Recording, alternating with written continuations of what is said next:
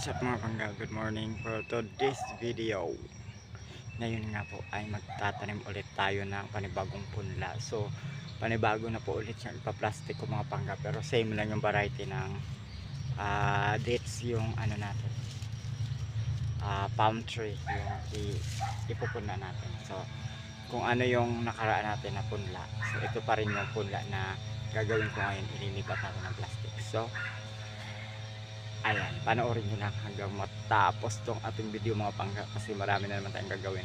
So yun na pala, recap lang tayo sa aking mga ginawa noong nakaraan, no? So ito yung panghuli kong ginawa, yung champagne. Ayan yun siya pangga. Ayan, champagne yan. Tapos yan, mga dates yan. Tapos ipil. Ito ay catmon. Sino nakakilala sa inyo ng catmon? Ito yung bunga niya pangga, o nagagamit yan sa mga niluluto na mga sa mga sinigang ganun. So yan, so, ayan yung puno ng katmon. So ang ganda ng bulaklak nito pangga, kasi kulay puti na malaki. Ayan, kita niyo yan. Ayan, kitang kita yung pinakamagandang bulaklak ng so, for today's video, magawa ulit tayo ng pagpupunla, paglilipat ng mga punla dito sa plastic, para tayo ay okay sa alright na.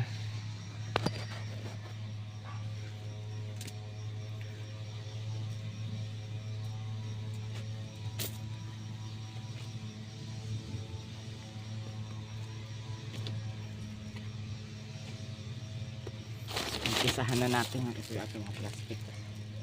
Umpisahan na natin ang pagbira.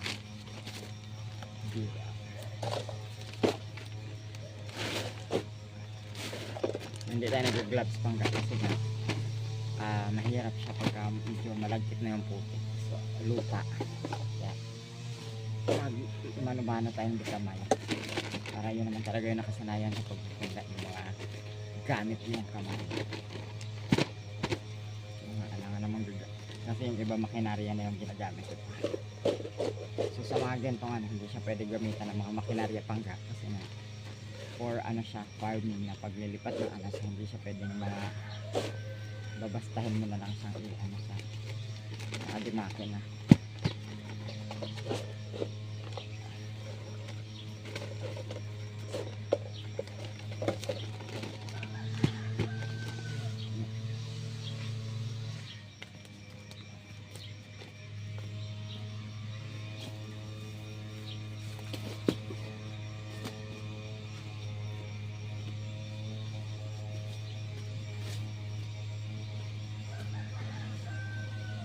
Mabigyan ng halaga puso ko, kailangan tudurugin yung lupa, kasi may mga iba dyan, may mga bato-bato, kabuo-buo pa. Maganda yung lupa dito kasi bili din nila. Kaya makika-extra muna tayo habang wala tayong mga pa ngayon trabaho. So alam mo, discard na natin para mabuhay sa araw-araw. Natinik na ako. Magpupunla tayo, magpupunla.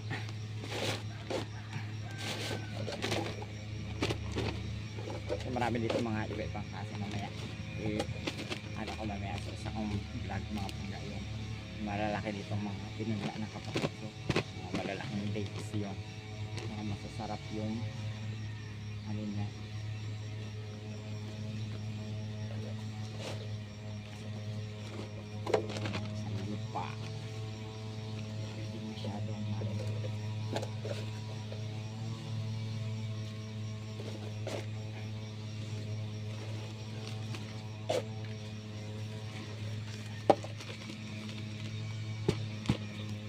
Pag ganito pa siyang punla pangga, ganito pa siya kaliit, so hindi pa siya ilang araw pa lang siyang lipat na pagka-plastic, so hindi pa siya pwedeng ibenta, kasi may tendency pa siyang mamatay or matuyo. Kaya pa siya, mga siguro 2 weeks pa siya bago maibenta, kasi at saka pag bago pa lang tanim mga pangga, yung mga paglilipat na to is hindi siya pwedeng diligan ng doon sa dahon, kasi yung dahon kapag natatamaan ng mainit na araw nasusunog. So kailangan siya sa puno lang talaga. Kaya yun pala yung dahilan ba't namamatay yung mga bagong tanim ng halaman, kasi dinidiligan pati ang dahon. So bawal pala yun.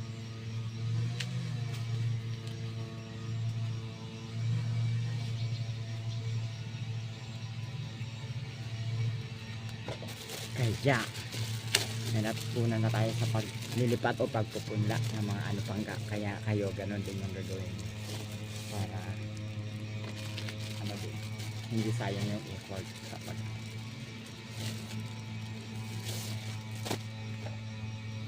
kahit anong halaman, pang dekorasyon man yan o mga pamunla talaga, yung mga pananim niya sa mga backyard, pang landscape.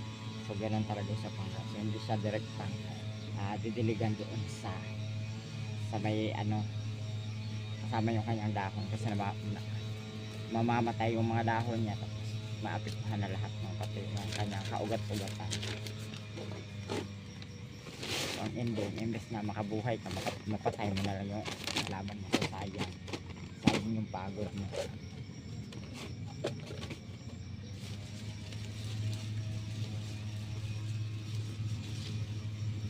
Ay, ang ganda ng tubo na to, kaganda ng mga hala. Punta na po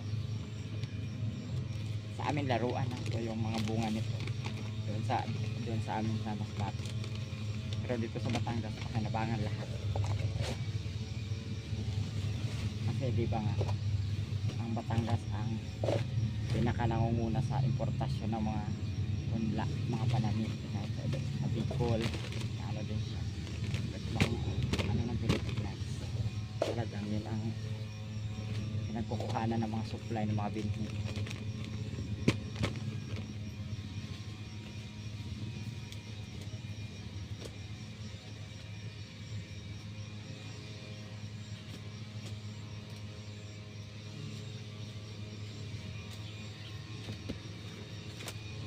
Sa ibang lugar meron din yung mga kinukuhanan na binhi, pero dito talaga sa mga pamunla or mga pangkan talaga number 1 talaga yung Batangas sa pag kinukuhanan ng mga supply ng mga pananim o mga pudla, mga kaping barako dito marami.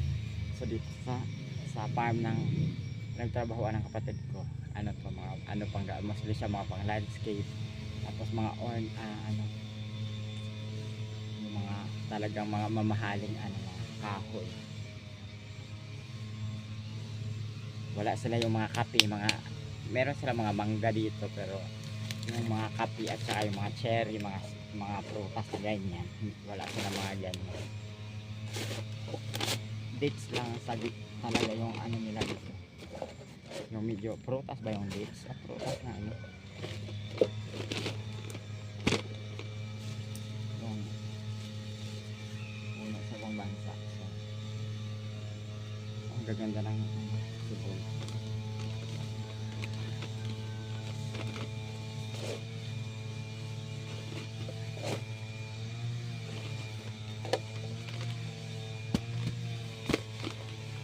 Tataktak din natin yung plastic panggas para magiging siksik na yung lupa niya, para pag natubigan is hindi siya magiging lugaw, kasi siksik na yung ano niya. Pero wag masyadong kasiksikin kasi may tendency din na masisira tong plastic natin.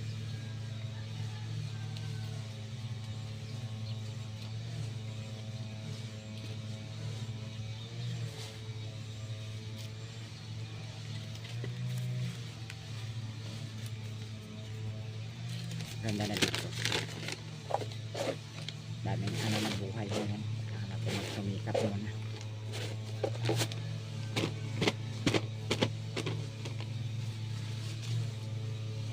At hindi ako ari sa mga pabrika kasi mahina na yung likod ko talaga. Hindi ako tumatagal sa matagal na tayo, kaya hindi ako tumatagal sa mga ano yung kumpanya, mga panggas, mga pabrika. 2 months na ako nitong last ko na hindi naman sa pagiging tamad, hindi talaga kaya ng katawan kasi sukong-suko talaga yung katawan ko pagka gano'n. Hapon siya. Kung panggabi ka, magkatatayo, syempre, ang break noon, 30 minutes na, kasama na yung kain. So, wala nang pahinga talaga. Kaysa bumigay yung katawan ko, umalis na lang. At dito na lang tayo sa mga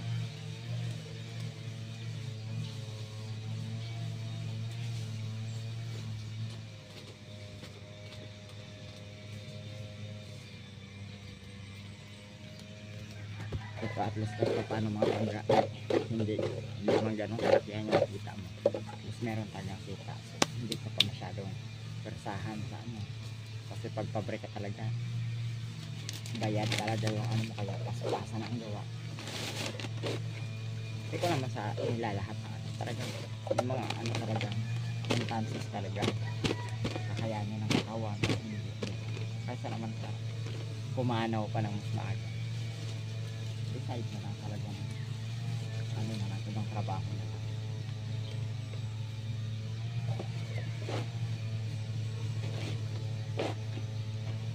So ito naman pangga temporary ko lang to, extra lang kasi sa Lunes pa ako doon sa kantin ano pinapapasok.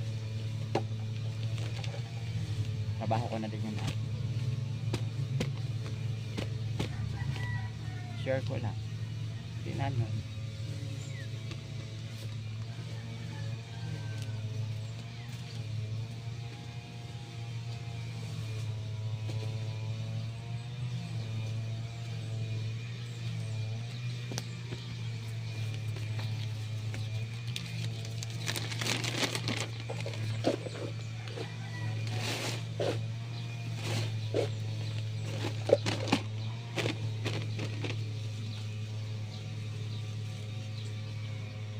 Yung iba hindi pa siya hiwalay sa buto, so hindi na siya matatanggal. Pero yung hiwalay naman sa buto na ganito, mga sabungan na ganito, is basta may ugat, okay lang.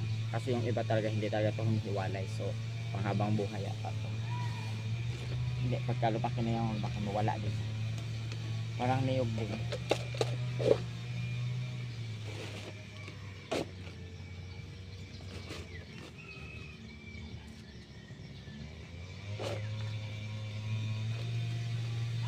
Ah. Oh, ah. Ha? Ayaw na, unya na. Ayaw na, unya na.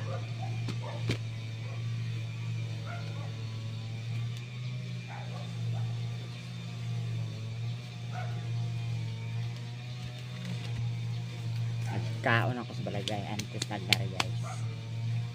Ay, mauwaw po siya ulit. Bayad pa yun. Kaya libre kaon niya lang. Lunch na lang talaga. Wow naman po siya ulit. So, daghang salamat guys. See you on my next video. Don't forget to follow, subscribe, and share. Leave the comments below guys kung ano pa yung mga gusto nyo mga video sa mga susunod kong gawin. Maraming salamat. I love you.